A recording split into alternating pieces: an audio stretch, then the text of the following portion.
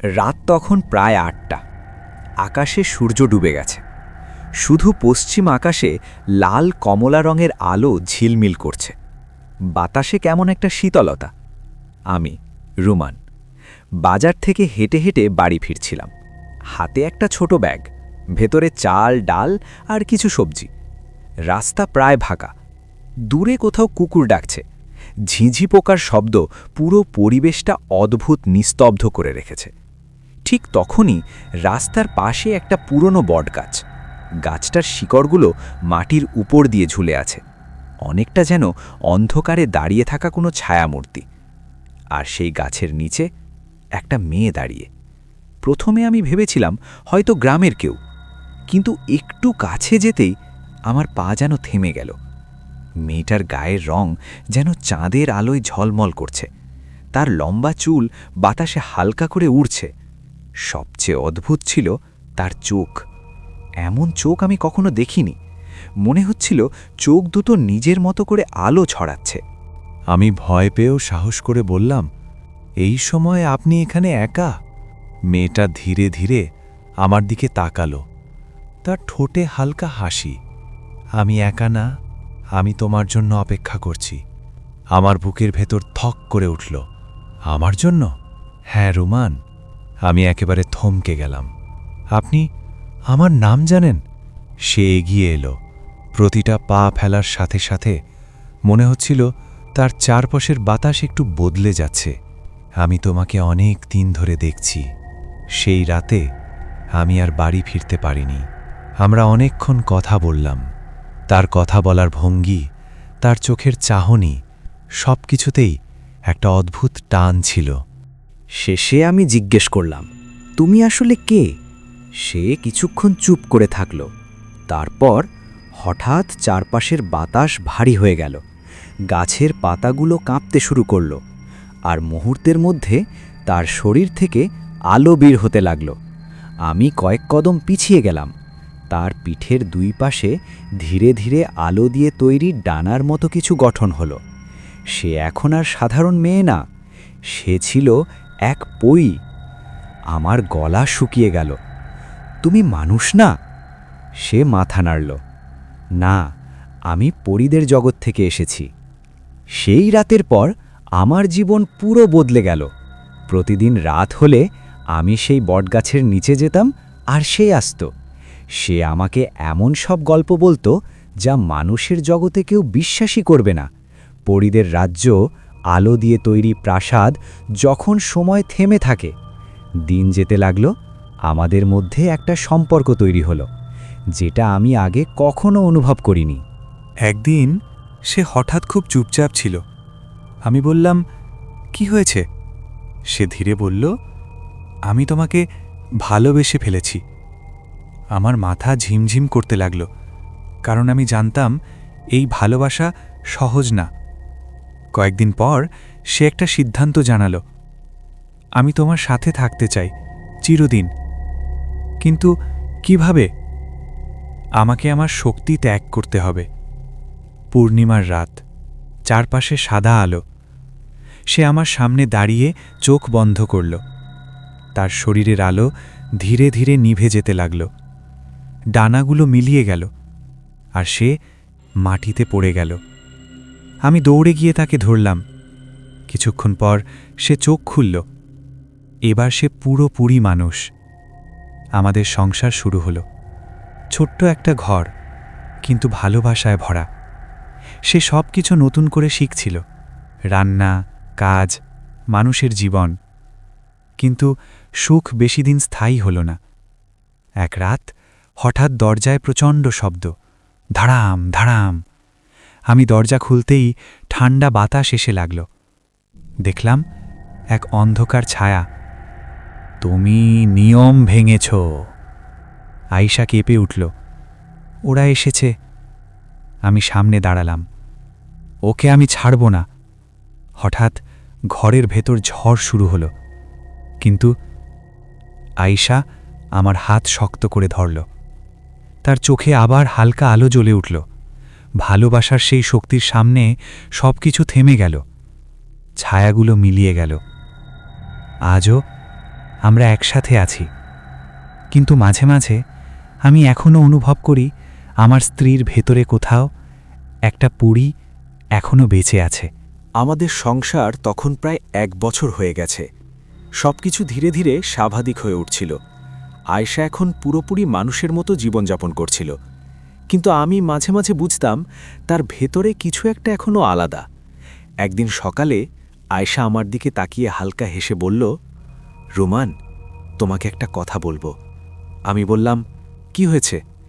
সে একটু লজ্জা পেল, তারপর নিচের দিকে তাকিয়ে বলল, আমাদের একটা সন্তান হতে যাচ্ছে। আমার বুকটা আনন্দে ভরে গেল। আমি তাকে জড়িয়ে ধরলাম। এটা তো সবচেয়ে বড় সুখের খবর। কিন্তু সেই রাত থেকেই অদ্ভুত কিছু শুরু হলো। আয়েশা ঘুমানোর সময় হঠাৎ করে ঘরের বাতাস ঠান্ডা হয়ে যেত। কখনো কখনো জানালা বন্ধ থাকা সত্ত্বেও পর্দা নড়ত। আমি ভাবতাম হয়তো কাকতালীয়, কিন্তু একদিন আমি রাতে হঠাৎ ঘুম থেকে উঠে দেখি ঘরের ভেতর হালকা নীল আলো ছড়িয়ে আছে, আর সেই আলো আসছে আয়েশার পেট থেকে। আমার শরীর কেঁপে উঠল। আমি ধীরে ধীরে তার কাছে গেলাম। হাত রাখতেই অনুভব করলাম ভেতর থেকে যেন কোনো শক্তি স্পন্দিত হচ্ছে। পরের দিন আমি আয়েশাকে সব বললাম। সে চুপ হয়ে গেল, তার চোখে ভয়। আমি জানতাম এটা সাধারণ শিশু না, মানে আমার ভেতরে এখনও কিছু শক্তি আছে, আর আমাদের সন্তান সেটা নিয়েই জন্মাবে। দিন যেতে লাগল। আয়েশার শরীর যত বড় হচ্ছিল, অদ্ভুত ঘটনাগুলো তত বাড়ছিল। একদিন দুপুরে হঠাৎ করে আকাশ কালো হয়ে গেল, বজ্রপাত শুরু হলো। কিন্তু আশ্চর্যের বিষয়, শুধু আমাদের ঘরের উপরই সেই ঝড়। গ্রামের মানুষ ভয় পেয়ে গেল। কেউ কেউ বলতে লাগল, এই বাড়িতে কিছু অশুভ আছে। আমি বুঝতে পারছিলাম কিছু একটা আসছে। অবশেষে সেই দিন এলো। গভীর রাত, চারপাশে নিস্তব্ধতা। আয়েশা হঠাৎ কষ্টে চিৎকার করে উঠল, রোমান, সময় হয়ে গেছে। আমি হতভম্ব, কিন্তু সাহস করে সব সামলানোর চেষ্টা করলাম। ঠিক তখনই হঠাৎ দরজা জানালা নিজের থেকেই খুলে গেল। প্রচণ্ড বাতাস ঢুকে পড়ল ঘরের ভেতর, আর সেই সাথে এক ভয়ঙ্কর কণ্ঠ, এই সন্তান আমাদের, এটা মানুষের না। আমি চিৎকার করে বললাম, না, এটা আমাদের সন্তান। আয়েশা কাঁদতে কাঁদতে বলল, ওরা ওকে নিতে এসেছে। ঠিক সেই মুহূর্তে ঘরের ভেতর আলো ছড়িয়ে পড়ল। আয়েশা চিৎকার করে উঠল, আর তারপর একটা শিশুর কান্না। সবকিছু হঠাৎ থেমে গেল। ঝড় থেমে গেল, ছায়াগুলো মিলিয়ে গেল। আমি ধীরে ধীরে তাকালাম। আমার সামনে একটা ছোট্ট শিশু, কিন্তু তার চোখ সেই একই আলো। আয়েশা দুর্বল কণ্ঠে বলল, ও আমাদের সন্তান, কিন্তু ওর ভেতরে 2 জগতের শক্তি। আমি শিশুটাকে কোলে নিলাম। সে আমার দিকে তাকিয়ে হালকা হাসল, আর তখনই ঘরের ভেতর আবার হালকা আলো ছড়িয়ে পড়ল। আমি বুঝে গেলাম, এই গল্প এখানেই শেষ না, এটা শুধু শুরু। সেই রাতের পর আমাদের জীবন আর আগের মতো রইল না। আমাদের ছেলের নাম রাখলাম রায়ান। সে দেখতে একদম সাধারণ বাচ্চার মতো, কিন্তু তার ভেতরে লুকিয়েছিল এমন কিছু যা আমরা কল্পনাও করতে পারিনি। প্রথম অদ্ভুত ঘটনাটা ঘটে রায়ানের বয়স তখন মাত্র 10 দিন।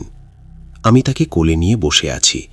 হঠাৎ সে আমার দিকে তাকিয়ে হেসে উঠল, আর ঠিক তখনই ঘরের টেবিলের ওপর রাখা গ্লাসটা নিজে নিজেই ধীরে ধীরে সরে গেল। আমার হাত কেঁপে উঠল। আমি আয়েশার দিকে তাকালাম। সে চুপ, কিন্তু তার চোখে ভয় স্পষ্ট। ওর শক্তি জেগে উঠছে। দিন যেতে লাগলো। রায়ান যত বড় হতে লাগলো, তার শক্তিও তত বাড়তে লাগলো। একদিন বিকেলে আমি বাইরে কাজ করছিলাম। হঠাৎ বাড়ির ভেতর থেকে আয়েশার চিৎকার, রুমান! আমি দৌড়ে ঘরে ঢুকলাম। দেখলাম রায়ান বিছানার উপর বসে আছে, কিন্তু তার চারপাশে ছোট ছোট জিনিস, খেলনা, কাপড় সব বাতাসে ভাসছে। ঘরের ভেতর বাতাস ঘুরছে, আর তার চোখ সেই আলো আগের চেয়েও তীব্র। আমি চিৎকার করে বললাম, রায়ান থামো। হঠাৎ সবকিছু মাটিতে পড়ে গেল। সে কেঁদে উঠল। আয়শা তাকে বুকে জড়িয়ে নিল। ও এখনো নিয়ন্ত্রণ করতে পারছে না। কিন্তু আসল বিপদ তখনও আসেনি। সেই রাতেই আকাশ হঠাৎ কালো হয়ে গেল। চারপাশে অদ্ভুত নিস্তব্ধতা। হঠাৎ বাড়ির চারপাশে ছায়া নড়াচড়া করতে লাগল। একটা ঠান্ডা কণ্ঠ, সময় শেষ, এবার সন্তানকে আমাদের কাছে দাও। আমি দরজার সামনে দাঁড়ালাম। কেউ ওকে নিতে পারবে না। হঠাৎ দরজা নিজে থেকেই খুলে গেল। ঘরের ভেতর ঢুকে পড়ল অন্ধকার ছায়াগুলো। আয়শা কাঁপতে কাঁপতে বলল, ওরা এবার শক্তি নিয়ে এসেছে। ঠিক তখনই রায়ান হঠাৎ কাঁদা থামিয়ে দিল।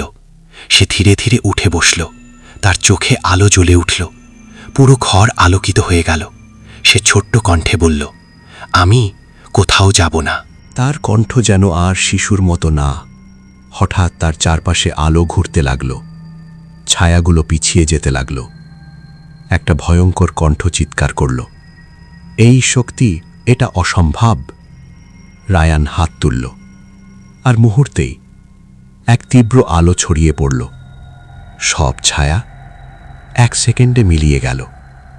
ঘর আবার শান্ত। সব কিছু থেমে গেল। আমি আর আয়শা অবাক হয়ে তাকিয়ে আছি। রায়ান আবার সাধারণ শিশুর মতো হয়ে গেল। ধীরে ধীরে ঘুমিয়ে পড়ল। আয়শা ফিসফিস করে বলল, ও শুধু অর্ধেক পড়ি না, অর্ধেক জিনও। আমার শরীর ঠান্ডা হয়ে গেল। মানে ও 2 জগতের মিলন, তাই ওর শক্তি কেউ থামাতে পারবে না। আমি জানতাম এই শক্তি একদিন বড় কিছু নিয়ে আসবে। সেই রাতের পর আর কেউ আমাদের আক্রমণ করেনি। কিন্তু আমি অনুভব করি, দূরে কোথাও কেউ এখনো আমাদের দেখছে। রায়ানের সেই ঘটনার পর আমাদের জীবন কিছুটা শান্ত হয়ে গেল। কিন্তু এই শান্তির ভেতরেই লুকিয়েছিল বড় কিছু। রায়ানের বয়স তখন প্রায় 6 মাস। সে এখনও ঠিকমতো হাঁটতে পারে না, কিন্তু তার চোখের সেই আলো দিন দিন আরও গভীর হচ্ছিল। একদিন ভোরবেলা আমি ঘুম থেকে উঠে দেখি রায়ান বিছানায় নেই। আমার বুক ধরফর করতে লাগল। আয়শা, রায়ান কোথায়? আয়শাও ঘুম থেকে উঠে চারদিকে খুঁজতে লাগল। হঠাৎ ঘরের এক কোণ থেকে অদ্ভুত আলো আসতে লাগল। আমরা ধীরে ধীরে এগিয়ে গেলাম। দেখলাম দেয়ালের মাঝখানে একটা গোলাকার দরজা তৈরি হয়েছে, যেন আলো দিয়ে বানানো। আর সেই দরজার সামনে দাঁড়িয়ে আছে রায়ান। সে হাত বাড়িয়ে সেই আলো ছুঁতে যাচ্ছে। আয়শা চিৎকার করে বলল, না, ওটা স্পর্শ করো না। কিন্তু ততক্ষণে রায়ানের ছোট্ট হাত দরজায় লেগে গেছে। হঠাৎ পুরো ঘর আলোয় ভরে গেল। আমরা চোখ বন্ধ করে ফেললাম। কিছুক্ষণ পর চোখ খুলে দেখি আমরা আর আমাদের ঘরে নেই। আমরা দাঁড়িয়ে আছি এক অদ্ভুত জায়গায়। চারপাশে বিশাল বিশাল গাছ, যেগুলোর পাতাগুলো আলো ছড়াচ্ছে। আকাশে সূর্য নেই, কিন্তু পুরো জায়গা আলোকিত। আয়শা ধীরে বলল, এটা আমার জগৎ। আমি অবাক হয়ে চারদিকে তাকাচ্ছি। পরীদের রাজ্য? সে মাথা নাড়ল। ঠিক তখনই দূরে এক বিশাল প্রাসাদ দেখা গেল। পুরোটা যেন সাদা আলো দিয়ে তৈরি। হঠাৎ আমাদের সামনে কয়েকজন উপস্থিত হল। তাদের শরীর থেকেও আলো বেরোচ্ছে। একজন এগিয়ে এসে বলল, আয়শা, তুমি ফিরে এসেছ। আয়শা মাথা নিচু করল। আমি ফিরে আসিনি, আমাকে আনা হয়েছে। তারা রায়ানের দিকে তাকাল। একজন বলল, এই শিশুই 2 জগতের দরজা খুলেছে। আমার বুক কেঁপে উঠল। মানে? তারা বলল, ও শুধু অর্ধেক পড়ি না, ও হচ্ছে ভারসাম্যের শক্তি। যদিও চায় 2 জগৎ এক হয়ে যেতে পারে। আমি হতবাক। ঠিক তখনই হঠাৎ আকাশ কালো হয়ে গেল। এক ভয়ঙ্কর কণ্ঠ, আমরা আবার এসেছি। দেখলাম আকাশের ওপর অন্ধকার ছড়িয়ে পড়ছে। জিনদের বিশাল শক্তি, ওরাও এখানে পৌঁছে গেছে। আয়শা আমার হাত শক্ত করে ধরল। এবার সত্যিকারের যুদ্ধ। রায়ান হঠাৎ আমার কোলে থেকে নেমে দাঁড়াল। তার চোখ জ্বলে উঠল। সে আকাশের দিকে তাকিয়ে বলল, থামো। মুহূর্তের মধ্যে সব কিছু থেমে গেল। আকাশ, আলো, অন্ধকার, সব স্থির। সবাই অবাক। একজন পরী ধীরে বলল, ও সময় কেউ থামাতে পারে। আমি বুঝে গেলাম, রায়ান শুধু শক্তিশালী না, সে এমন কিছু যাকে কেউ থামাতে পারবে না। কিন্তু হঠাৎ রায়ান কাঁপতে শুরু করল। আয়শা চিৎকার করল, না, ও এত শক্তি নিতে পারবে না। রায়ান মাটিতে পড়ে গেল। সব কিছু আবার স্বাভাবিক হয়ে গেল। জিনরা আবার এগিয়ে আসছে। আমি বুঝলাম, এবার আমাকে কিছু করতে হবে। চারপাশে এখন যুদ্ধের প্রস্তুতি। পরীদের রাজ্যের আকাশ কালো হয়ে গেছে। অন্ধকার শক্তি পুরো জায়গাটা ঢেকে ফেলেছে। আর মাঝখানে আমি, আয়শা আর আমাদের ছোট্ট রায়ান। আয়শা দুর্বল গলায় বলল, এটা আর থামানো যাবে না, এখন শেষ লড়াই। আমি দাঁড়িয়ে গেলাম। আমি আমার পরিবারকে হারাতে দেব না। ঠিক তখনই আকাশ ফেটে বিশাল অন্ধকার ছায়া নেমে এলো। এক ভয়ঙ্কর কণ্ঠ, শিশুটাকে দাও, না হলে সব ধ্বংস। রায়ান হঠাৎ কাঁদা বন্ধ করে দিল। তার চোখে আবার সেই আলো। সে আমার কোল থেকে নেমে দাঁড়ালো। কিন্তু এবার সে আর ছোট্ট শিশু না। তার চারপাশে শক্তি ঘুরতে লাগলো। আয়েশা কাঁদতে কাঁদতে বলল, ও নিজেকে হারিয়ে ফেলছে। আমি চিৎকার করে বললাম, রায়ান, আমার ছেলে, ফিরে এসো। হঠাৎ রায়ানের চোখে একটা পরিবর্তন এলো। সে ফিসফিস করে বলল, আমি ভয় পাই না। মুহূর্তের মধ্যে পুরো আকাশ কাঁপতে শুরু করল। পরীরা আর জিনরা একসাথে যুদ্ধ শুরু করল। আলো বনাম অন্ধকার। আয়শা তার শেষ শক্তি ব্যবহার করল, আর আমি সামনে দাঁড়িয়ে রায়ানকে রক্ষা করার চেষ্টা করলাম। হঠাৎ অন্ধকার শক্তি রায়ানের দিকে আঘাত করল। আমি সামনে ঝাঁপ দিলাম, না, কিন্তু ঠিক সেই মুহূর্তে রায়ান হাত তুলল। এক বিশাল আলো ছড়িয়ে পড়ল। সব থেমে গেল। যুদ্ধ থেমে গেল। অন্ধকার কণ্ঠ কাঁপতে কাঁপতে বলল, অসম্ভব, এই শক্তি, এটা ভারসাম্য। ধীরে ধীরে সব অন্ধকার মিলিয়ে গেল। সব শান্ত। আমি মাটিতে বসে পড়লাম। রায়ান আমার দিকে তাকিয়ে হালকা হাসল। তারপর ধীরে ধীরে সে আবার ছোট্ট শিশুর মতো হয়ে গেল। যুদ্ধ শেষ। পরীরা বলল, সে দুই জগৎকে বাঁচিয়েছে। আয়শা আমার পাশে এসে দাঁড়ালো। তার চোখে পানি। আমরা বেঁচে গেছি। আমি রায়ানকে বুকে নিলাম। তুই আমাদের জীবন। মা শেষ কথা। এরপর থেকে আর কোনো যুদ্ধ হয়নি।